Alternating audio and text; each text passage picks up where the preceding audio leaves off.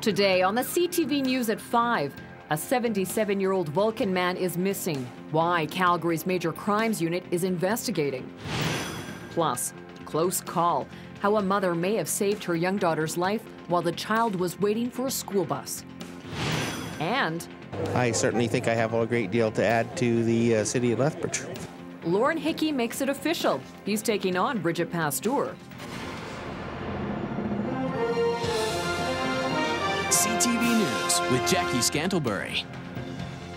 Good afternoon. A frantic search is underway for a missing Vulcan man, and investigators say his disappearance is suspicious. 77-year-old Otto Bunty Luce was last seen Sunday afternoon at the Vulcan Petro-Canada station. His family reported him missing Tuesday. Then on Wednesday, his SUV, a red 2008 GMC Acadia, was found on Lakeview Drive in southwest Calgary. Now, forensic investigators are combing over the vehicle looking for clues. Police are treating the man's disappearance as suspicious, although they won't say why. Vulcan RCMP and Calgary Major Crimes are now investigating. They've requested help from detachments in Nanton, Claresholm and Lethbridge, and they're also urging people to come forward with tips as early as possible. They say Luce suffers from lung disease and uses an inhaler. He's described as 77 years old, 170 centimeters, or about 5'7" in height, and 68 pounds. That's around 68 kilograms, rather, which is around 149 pounds. He has blue eyes, blonde graying hair, and was wearing an off-white colored jacket and blue jeans. We did a search of his house trying to find out what happened, as well as the vehicle when it was found in southwest Calgary. Between all of those details, we believe that this is so far out of the ordinary for this person that it should be treated as highly suspicious. Police are seeking the public's help and are urging anyone who may have seen Luce or his vehicle over the last 5 days to contact either RCMP, their local police detachment, or Crime Stoppers. A review has been ordered after a sober 82-year-old Cranbrook woman was fined for drunk driving after she couldn't blow hard enough to give a breath sample. Margaret McDonald wants to clear her name. The 82-year-old was charged last May with failing to provide a breath sample to RCMP because of her reduced lung capacity. She was forced to blow not once, but 15 times. McDonald immediately went to hospital for a blood test, which proved there was no alcohol in her system. But she was still found guilty, had her license suspended and her car towed, and she was fined. Cranbrook RCMP recognized the blood test and then gave her a letter to appeal, but her appeal has been denied. McDonald has spent around $6,000 fighting the charges through appeals and travel costs. Now the BC Solicitor General's office is investigating. Some near misses involving children getting on the school bus this morning have caused the Palliser School Division to issue a warning to drivers. They want people to pay attention to safety and stop when they come across a stopped school bus with flashing red lights. School buses are equipped with flashing lights and a fold arm that stops. Now that helps protect children when they're getting on and off the school bus. Motorists traveling in both directions have to stop when approaching a school bus with upper red lights flashing. There were 3 close calls today reported by Palliser bus drivers this morning. The transportation coordinator says these incidents were too close for comfort and were upsetting to both the bus driver and parents. Her daughter starts going across the road, not looking at this truck. Mom sees that the truck isn't going to stop. She had to grab her daughter and pull her back off the road. So, you know, you're within seconds of hitting that child and killing her. We try to be proactive. We try to do everything we can. We do training with the drivers, with the kids. We go through all those things. You try to ensure as much as you can that it won't happen, because yeah, the other option is not something anybody wants to go through. The penalties for passing a school bus with its red lights flashing are severe. In Alberta, the fine for a first offense is $402 and 6 demerit points. Emergency crews responded to a 2-vehicle crash in West Lethbridge last night. A truck collided with an antique car at the intersection of University Drive and Riverstone Boulevard. The car was T-boned on the passenger side. Luckily, there wasn't anyone in that seat. The driver was taken to hospital with non-life-threatening injuries. A 36-year-old man has been charged with failing to stop for a red light. A new traffic signal was recently installed at that exact intersection. And 2 people have been taken into custody as the result of an ongoing police investigation in North Lethbridge. Members of the Lethbridge Regional Police Tactical Unit were called to a home in the 900 block of 7th Street North this afternoon. A man and a woman have been taken into custody, and officers are executing a search warrant at the home. Police say it's part of a criminal investigation, but no other information will be released at this time. The public is being advised to avoid that area. And 1 person was treated for smoke inhalation after fire caused extensive damage to a South Lethbridge duplex last night. The fire broke out just before 8 o'clock at a duplex on 8th Avenue South. When firefighters arrived on the scene, they found flames coming out of an upstairs bedroom. They managed to contain the blaze to the upper floor. Damage is still pegged, though, at around $130,000.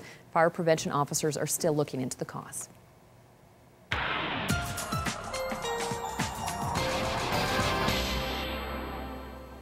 To Dory Rossiter now, and Dory, temperatures are headed for a bit of a dip once again. It's going to happen, though, at the end of the weekend, so at least we've got the weekend.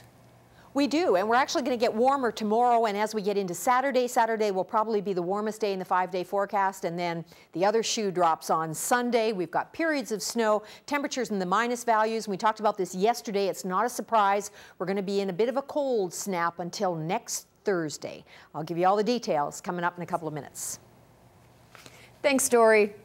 Well, County Reeve Lorne Hickey says he plans to run for the Conservative Party nomination in the Lethbridge East constituency, even though Bridget Pastor is also seeking the nomination. Hickey has served as a County of Lethbridge councillor for more than a dozen years and says it's time to move on to a new challenge. He says he made his decision long before current MLA Bridget Pastor crossed the floor. Hickey says he gives Pastor credit for doing a remarkable job as an MLA, but that doesn't affect his plans to seek the Tory nomination. Unfortunately, somebody has to lose, but be it her or me, that's just the way it is. And I hope that people will consider my expertise as a county councillor and as a Reeve for almost 14 years now. And I certainly think I have a great deal to add to the city of Lethbridge. But it's really, it comes to the bottom of the day, it's not all about you, it's about the people you represent and your ability to negotiate with the caucus. Pastor left the Liberal Party in November to join Alison Redford and the Conservatives. Hickey says he has always been conservative, rather. Well, the Canadian Pediatric Society has released its biennial report card on kids' health, and Alberta isn't looking so good. We get poor marks for having no booster seat legislation. Booster seats are recommended for older kids, but we're one of just 2 provinces without any booster seat legislation at all, and lower marks across the country except for Ontario on toddler health. The Canadian Pediatric Society has recommended an enhanced 18-month well baby visit. But only Ontario has offered this. The checkup aims to pick up on developmental and behavioral problems so children can benefit from early intervention. Well, the 19th annual Stars Lottery was officially launched today at 4 news conferences across the province, including one in Lethbridge. Andrea woke me up and said, you're going to go for a ride on the helicopter. Stars patient Rob Parsons says without the air rescue service, he probably wouldn't be alive today. Parsons was injured when he crashed his dirt bike last year, and he credits Stars for getting him to Calgary in time to save his life. This year's lottery is expected to raise $10 million. Stars flew more than 1,500 missions last year. The service will improve with the addition of 2 new helicopters. The first one's going to be in Edmonton to help service north. It's a larger helicopter, helps servicing more communities and actually flies faster, so we'll be able to get to our patients quicker than we've ever been before. I was bleeding internally.